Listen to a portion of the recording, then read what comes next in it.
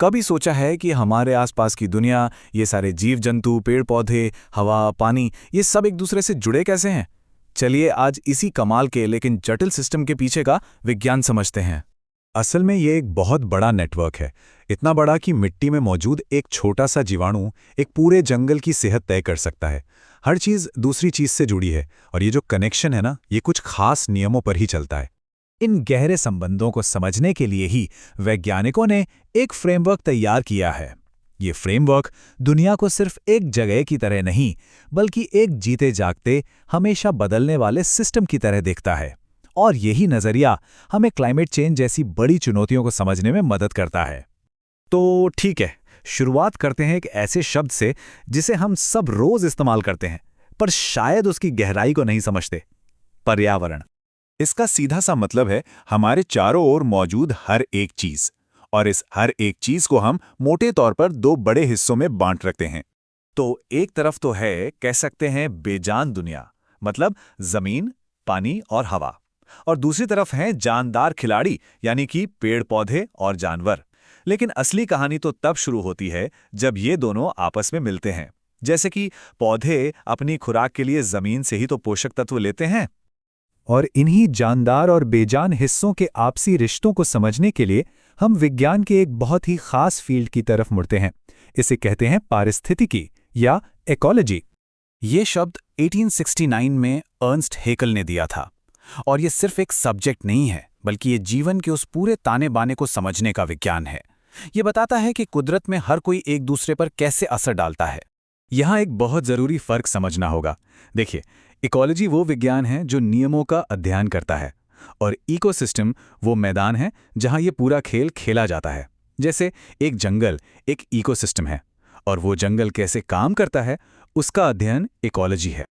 और ये बहुत दिलचस्प बात है कि पहले संबंधों को पढ़ने का विज्ञान आया, यानी इकोलॉजी, और उसके कई दशकों बाद उस जगह को नाम मिला जहां ये सब होता है, यानी इकोसिस्टम। इन शब्दों के बनने से ही हमें प्रकृति को एक सिस्टम के तौर पे देखने का नजरिया मिला।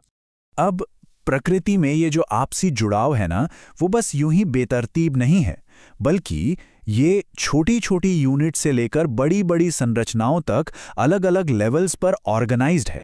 इसे एक पिरामिड की तरह समझिए। सबसे नीचे हैं एक ही प्रजाति का समूह, यानी पॉपुलेशन। कई पॉपुलेशन मिलकर एक कम्युनिटी बनाते हैं। फिर कई कम्युनिटी और इकोसिस्टम मिलकर एक लैंडस्केप बनाते हैं।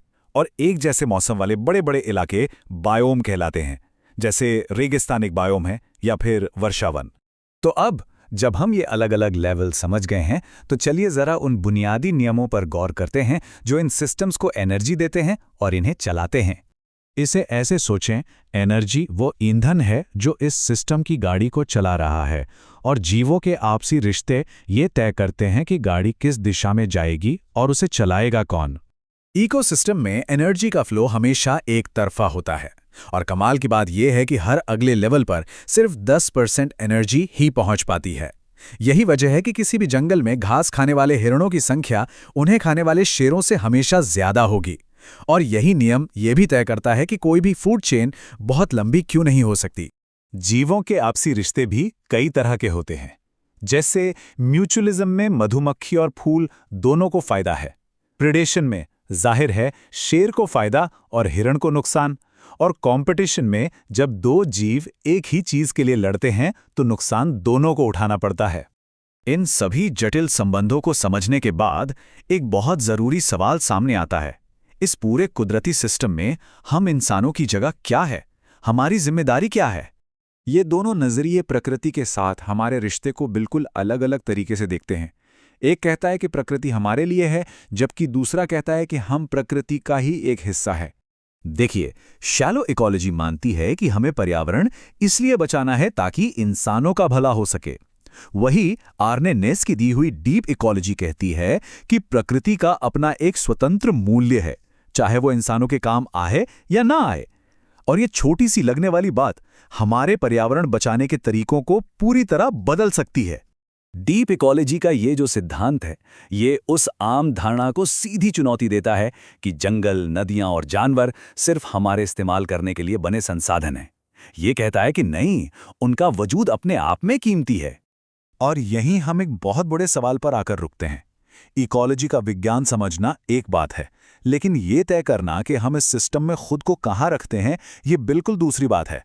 सवाल ये नहीं है कि हम प्रकृति को कितना समझते हैं, बल्कि सवाल ये है कि हम भविष्य कैसा चुनते हैं।